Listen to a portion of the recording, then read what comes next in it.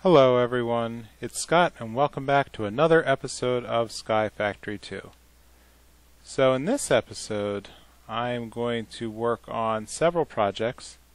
I'm planning on upgrading the Ender Quary and moving some ME things around and demoing a couple of improvements that I've got lately. So I've been growing a lot of essence berries, and what's nice about these is all I have to do is right click and every berry adds experience right to my inventory. So what I'm going to try to do is craft a efficiency 3 book.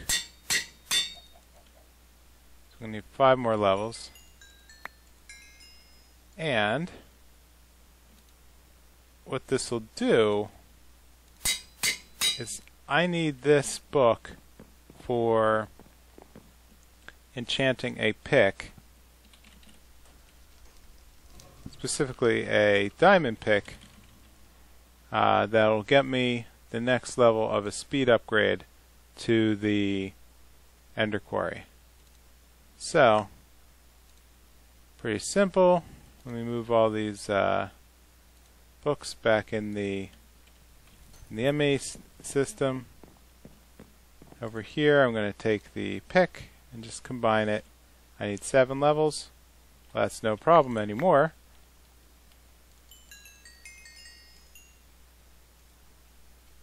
And let's try this again. And bam, mining efficiency 3. So, with a quick click, I now have a level 2 upgrade.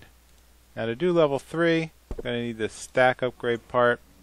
Actually, that doesn't look so bad. Oop, yes it is. Ha! Alright, what am I missing? Missing more speed upgrades.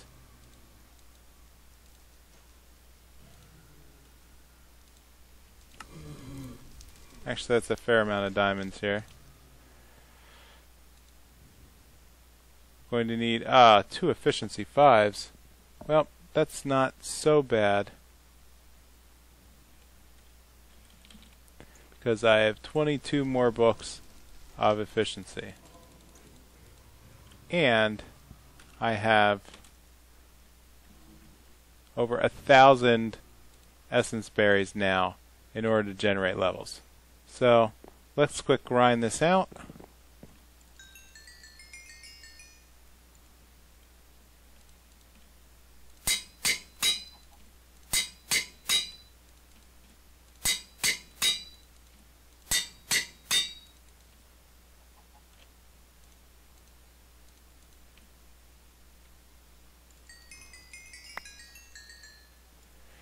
So what I did earlier was I had started producing lilies in bulk. And by in bulk, I mean I probably have over 40 of them already that are placed underneath the magical crops area. So over here, we can literally see all the sparkles and all the growth as products are being produced. In addition, I don't know if I pointed out before, but you can make a Zavisio hoe, and it has an 8 extra essence from Manicchio crop. So every time it mines the Manicchio seed, I'm actually getting 8 products from it. And so underneath here is where I built the lily pad area. So just a pool of standing water, and I've been spacing the lily pads out and filling them in. So that has been greatly increasing the production from the magical crops area. So let me grab a couple more efficiency books. I may not have enough actually to get to an efficiency 5. But yeah, this is going to be pretty difficult.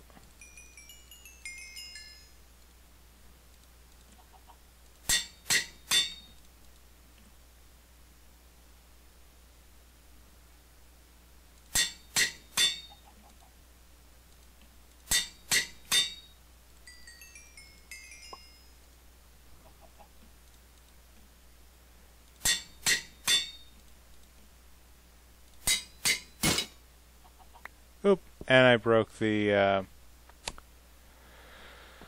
I broke the anvil. Alright, so let's head back. I might have to wait on this. But as you can see, it's just grinding down efficiency books, and I'm getting efficiency books en masse from the automatic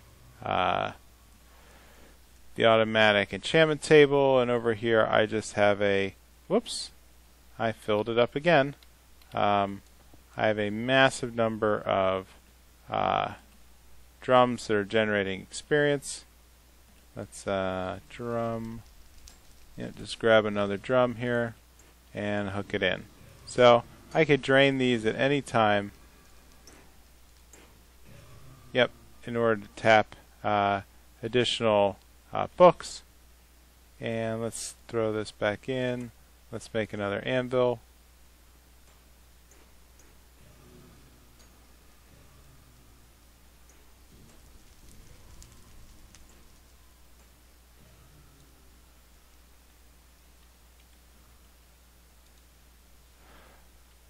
Alright, let's make another anvil. And that should be pretty easy. I'll just set that back up again. I must have gotten too close to the magical crops with my magnet. So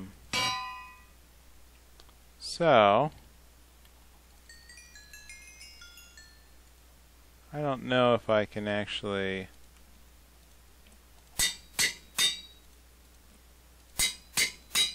okay, 3, 3, 3, 3, and 1s. Okay, so at best I can get one of the picks.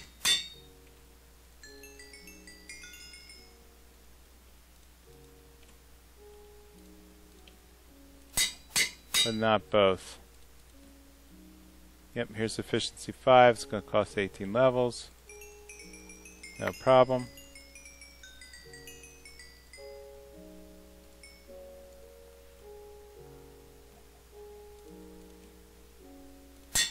So I just need to rinse and repeat and grind this down until I can build an efficiency 2 efficiency 5 picks. So let's head over to the Deep Dark.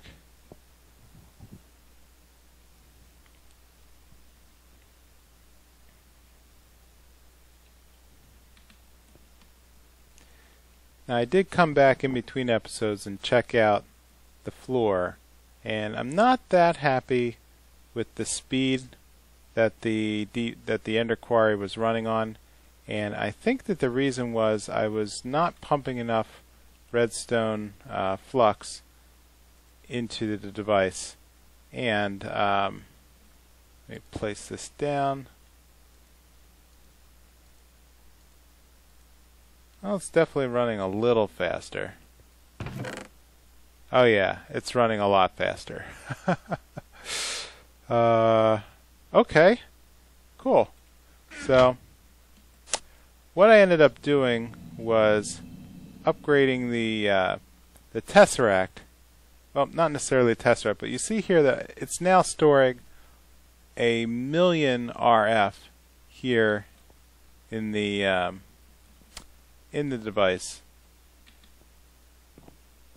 which is quite a lot of power. And so what I kind of noticed was that I was using the basic energy conduit almost everywhere across my base, which is limited to I think somewhere around 300 RF flow per tick. And so as a result, I was getting a little bit of a degradation, and a lot of my devices were not really running to their full potential. So what I ended up doing was upgrading to the Ender energy conduit, which you see can run 20,000 RF per tick, and it's just vibrant alloy with our conduit binder, but the amount of change that simple thing did, and I'm sitting on the vibrant alloys here, is that each one of these magmatic dynamos produces 640 per tick since I went and upgraded to the final cryocoil upgrade. And so as a result, I'm really maxing out at about 5,000 per tick here. This is all sorts of confused. So I think that the two networks are not playing well together. Oh dear, I'm also really filling this up. Okay, so let me just double check here. So I want to make sure that I'm properly offloading the items. So I got 204,000 cobblestone. Well, luckily that's being saved in the deep storage unit. Sand I don't really care about. The Manicchio is growing thanks to the magical crops. I offloaded the gunpowder and the bones into their own storage container. You can see I just have a lot of items pretty much everywhere. So as a result, I entered some more formulas into the RF system, into the ME system, to start crafting 4K storage automatically. And here we see that it's all the dependencies are all laid out. Took a while. I had to reconfigure the inscribers. So it turns out that the inscribers are really finicky about the direction of the inputs. So the logic press, the actual plan, has to be entered through the top of the block. The input of the product has to come in from the back. There's a second augmentation slot for stuff that comes up from the bottom, and then products have to be pulled out the side. So once I reconfigured the interfaces to flow in the correct direction, it's now producing devices no problem, and thus I'm able to produce the 4K items en masse. And so really, okay, I guess I am having some power problems. So what I need to do here is basically just take my 1K cells and combine them with a let's do that in an actual crafting station. So the 1K storage cells plus the 4K was supposed to upgrade storage cell. So 4K storage cell. Oh, I see. It's a storage housing. So you can't upgrade an existing device.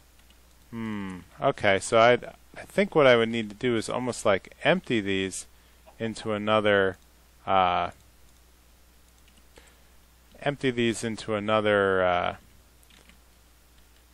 ME system almost, or I could just work around it and just start adding 4K blocks and just ignore it. So alright, so I am having some power problems here. These two devices are not playing well with each other. All of the so this should be inserting into the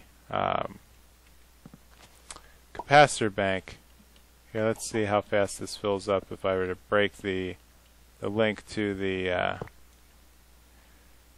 quarry. Okay, so it's only growing. It's kind of weird. I kind of expected it to be growing a little faster than 360 per tick.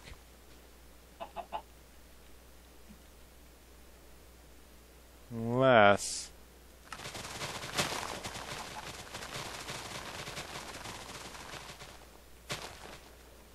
so that's extracting. Oh, I see. So it's the surplus. I guess I just have too many devices. And have I upgraded every one of these?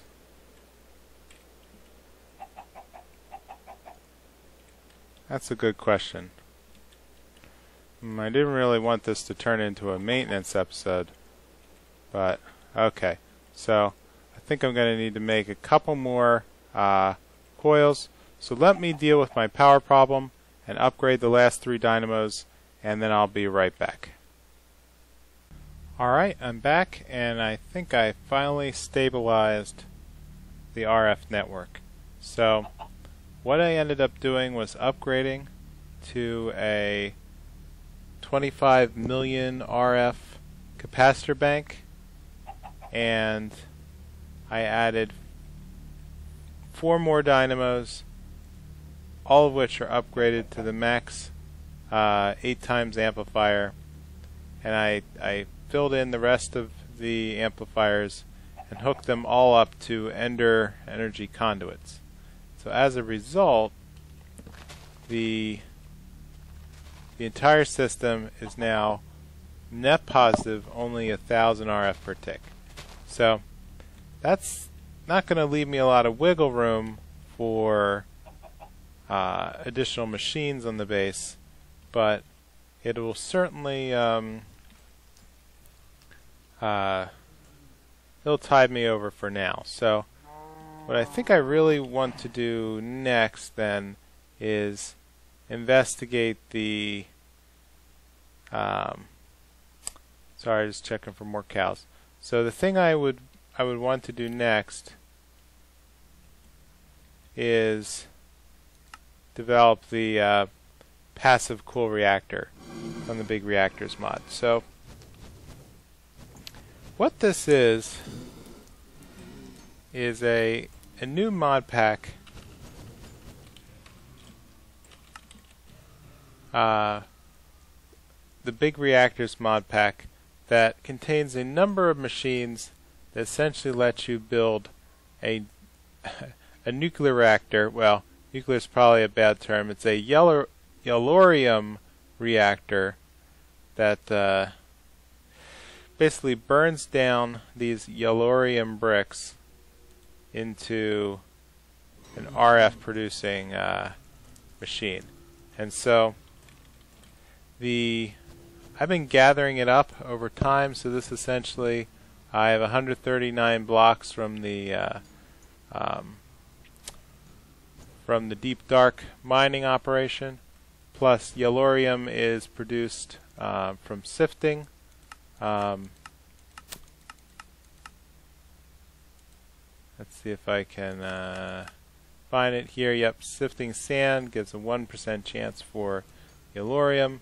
So I've been collecting it all along in very teeny tiny amounts. It's not going to be quite enough for what I need to do. So I can grind these down into 2 pieces and a pulverizer. Good. So I can just grab a stack here and throw it into the machines over here while we're waiting, and that'll grind it down into a lot of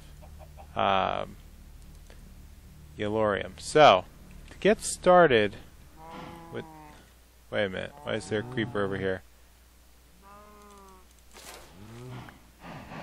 Keep away from my cows. Oh man, I never got around to hooking these up. Alright, so I will do that later. The Big Reactor mod is built off of a couple key components. The first of which being a reactor casing.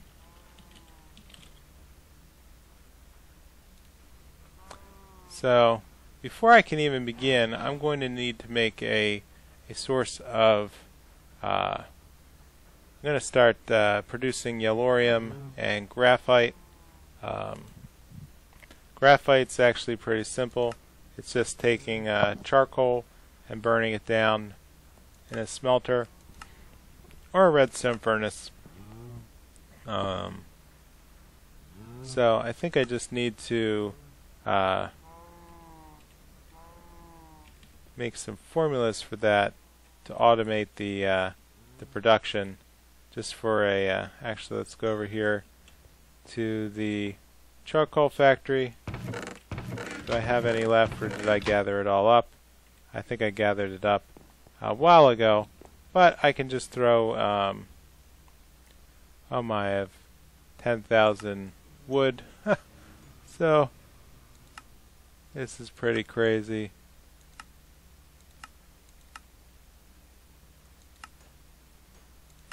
Sort by number of items. Let's grab inventory of this ghost wood and just dump it in for some charcoal later.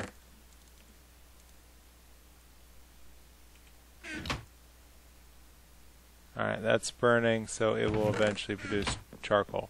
So charcoal,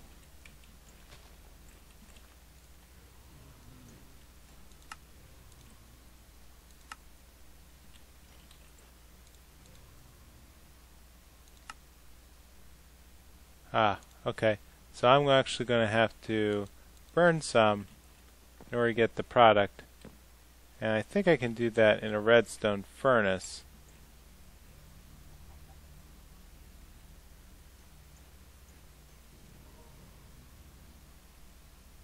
You know, as soon as I find, let's just see if I can,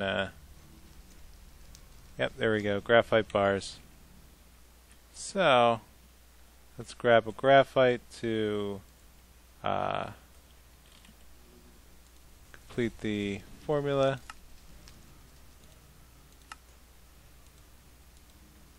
And the other piece we'll need is yellorium, which can be smelted. I don't think there's any other way to get more than, well, sand. Actually, no, I don't think I can actually do that. I think I'm limited now with yellorium dust to, you know, next time I get the additional ore, I probably should have used that formula here in an induction smelter, because I have so much sand. That would double the amount of ingots that I get. This is about cinnabar. I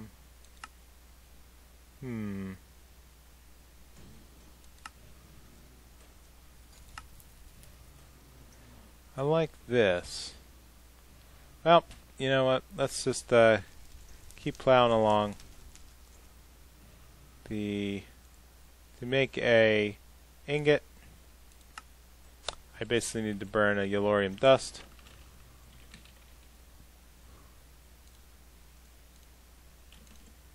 So let's grab some and throw it in downstairs.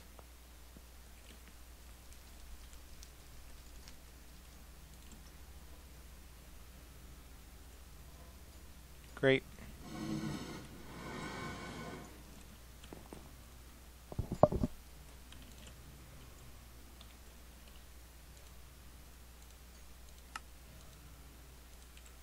And then we can add both of these to the machine.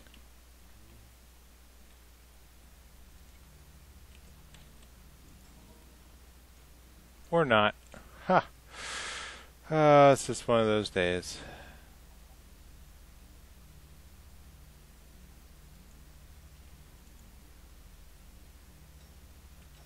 So I specifically moved things out of there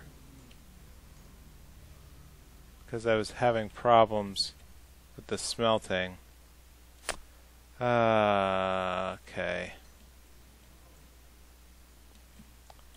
Let's go back and make a new alloy smelter.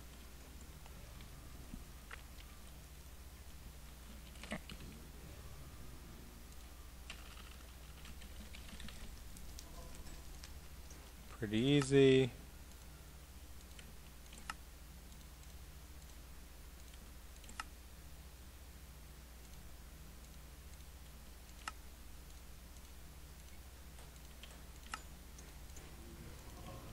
Okay, one alloy smelter plus another interface plus some cables.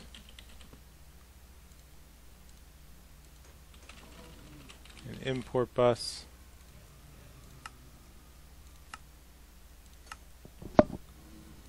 And then we'll probably need a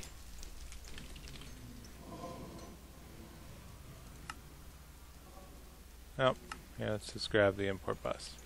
Alright, so that's everything we need to have another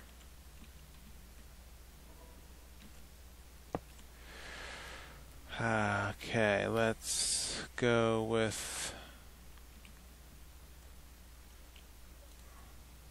this. Gonna need some fuel to power it. I forgot a conduit. But I can throw in these two.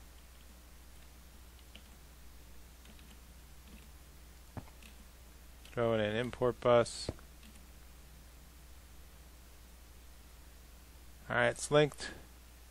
And yep, alright, I'm good. So, I can now craft those on demand. Tellurium.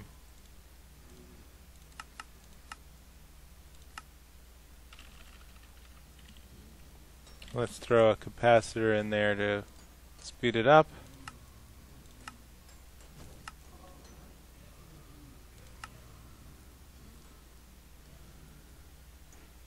And I don't know what I did before the ME system. This thing is just ridiculous. Alright, so with the parts I have, let's make some casings. So I think I'm going to need, if I make a 5x5 by 5,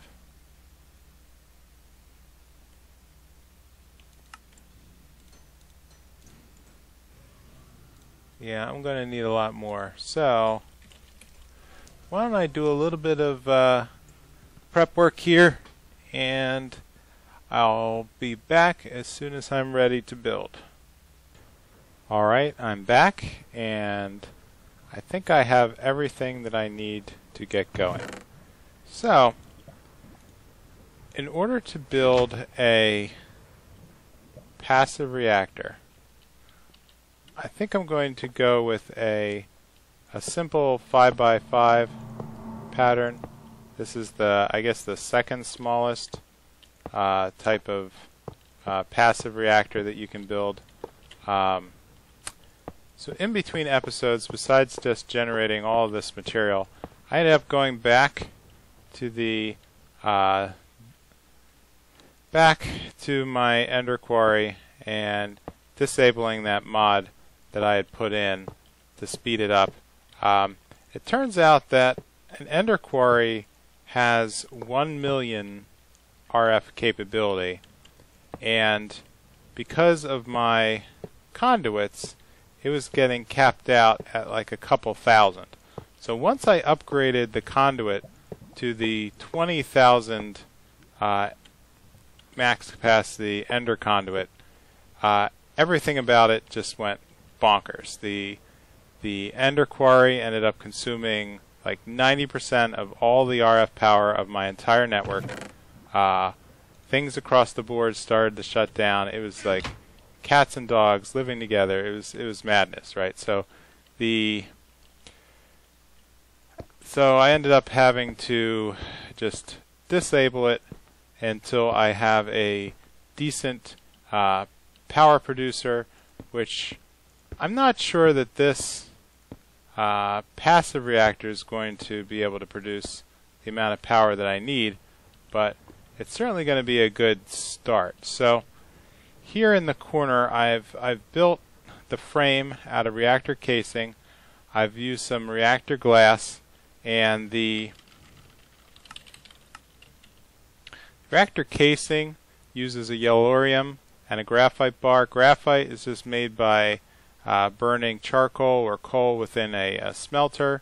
Then yellorium's from this ore that I'm gathering from the Ender Quary, or yellorium dust that's produced from smelting or from sifting. And yellorium can also be produced by adding a yellow filter to the mining laser, which I've also done. So I'm not sure how much yellorium this reactor is going to consume, but better safe than sorry. So what I'm going to do is going to set up 2 access ports, one for a import and one for an export. Alright, so I'm going to set this up in a outlet mode. So this will be the waste that's produced by the reactor, which takes in yellorium and outputs cyanide, or some kind of play on the word cyan, cyanite. And so cyanite is used in producing all of the turbine housing that we need in order to produce a active reactor. So we're going to need to go through and just get this guy running and converting the yellorium into a form we can use. So I'm going to pump in. So here I have the reactor controller. So I don't have this configured quite right yet. So I still have more glass to place, and then the control rods, and then provide fuel. And I think once I do that, everything is going to fall in place. So let's keep going.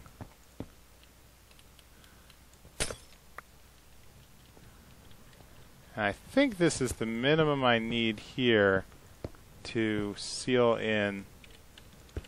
Shift click that in order to seal in the reactor. So let's grab the control rod and the fuel. The fuel storage will go here. Oops, I'm sorry. The fuel storage block, which is this one, fuel rod, will go here in the middle. And we'll cap that off with a reactor control rod on the top. Now the reactor control rod is going to be what actually controls how much energy this reactor produces or doesn't produce. So essentially it changes the rate of consumption of the yellorium, and that's what's going to regulate the device. So let's grab the rest of the reactor glass, and I think I just need to fill in the ceiling here.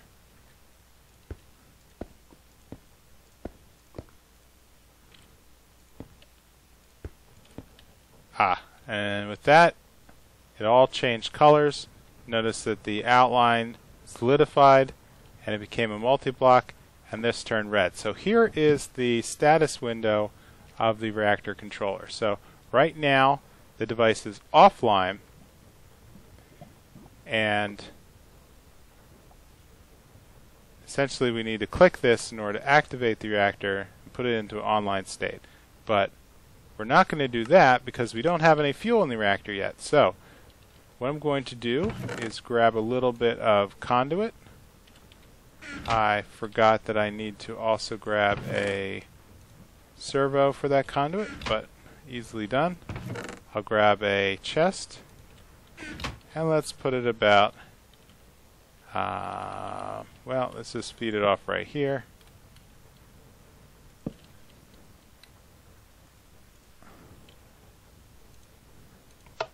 And this is where we will place the yellurium ingots. Oh, and like that, it was just sucked in the machine. Great. So now I have one stack of yellurium. Okay, so that was 64. So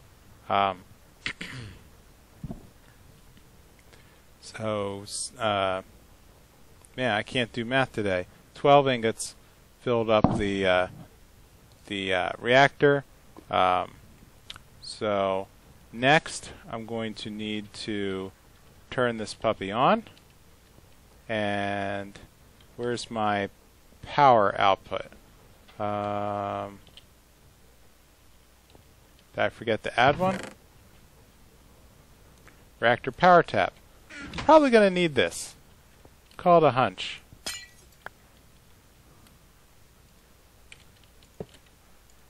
Okay, so what I'd like to do is use some of the Ender energy conduits.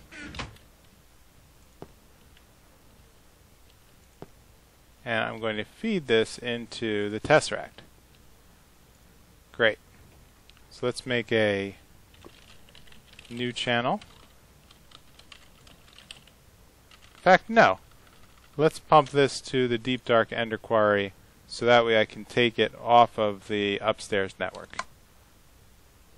That's a great idea. Okay, so anything produced by this reactor will now solely power the Ender Quary once I switch that back. So let's turn this to on and see what happens. So right now,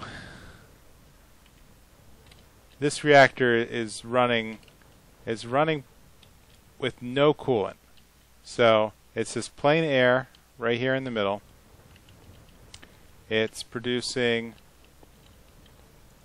let's see, it's producing 563 RF per tick.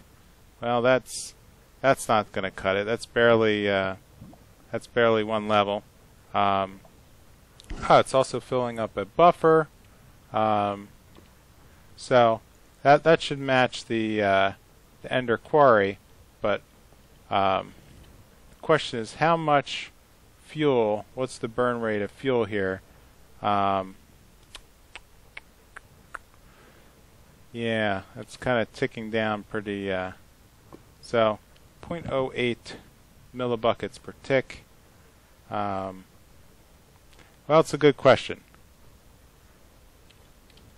So the waste, which is the cyanide, is going to eject out to the side, and what I'd like to do is just capture it for now in another. Let's put it just into another chest. So that way, when it pops out, I'll have it ready. And let's just plug a servo in there also, just to prep for the future. Okay, so what I'm going to do is I'm going to take a quick cut and swap the Ender Quary network, and I'm going to get some coolant for the passive reactor. I'm back, and that took way too long. So I ended up flipping the Ender Quary, and then I wanted to create this new material called Gel Cryothium or Gel Cryothium. So the cryothium, I'm actually pretty lucky that I spawned in a taiga biome, because the blizz powder is made by grinding down blizz rods, which I've been just like generating out the wazoo over time since almost day one from our mob spawner. So mixing that with snowballs, which I got from the loot bags, redstone I have plenty of, and niter, which is a new material I wasn't familiar with. Niter is actually a form of saltpeter that's made from grinding sandstone down in the pulverizer, as I give a 50% chance. The sandstone is actually coming from the sludge refiner or purifier, whatever the heck it's called, and that so I'm able to burn that. I got some niter and I started some saltpeter seeds, so I actually am starting to generate that. And so with the cryothium dust, it turns out that you can only, even though it says it can smelt, it can only be smelted in a magma crucible. And so the like pyrotheum, cryothium is sort of the cold version, and it so I melted that down in the magma crucible and stored it into this bucket. And the reason to do all that is I want to show how I can reduce the core heat of the passive reactor. So let me deactivate the reactor. Right now it doesn't really matter because I only have the Ender Quary hooked up to it. I'm going to create an access hole here, and why don't I just move this up here so that way I'm not going back and forth all the time. So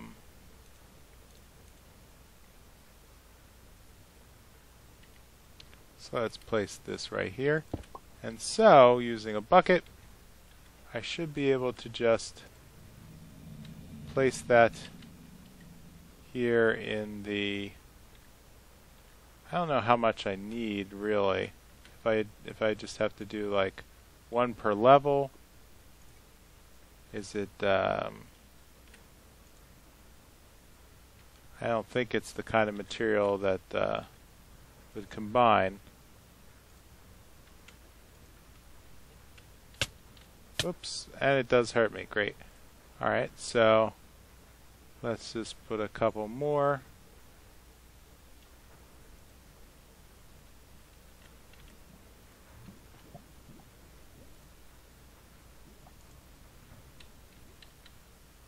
And that should finish off that.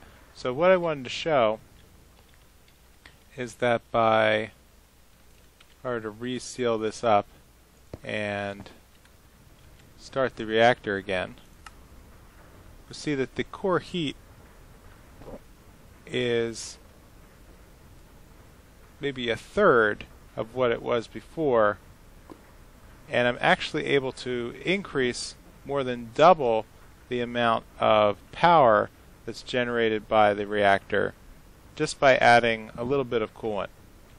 So what I'm going to do is probably burn down some more cryothium and fill this up so it's a nice solid I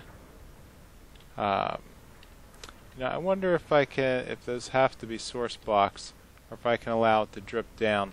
I don't know. So that's something I'm probably going to tackle in between episodes. So with that, I am going to call it an episode, and as always, please leave a like or a comment and let me know how I'm doing, and I will see you next time on Sky Factory 2. Bye.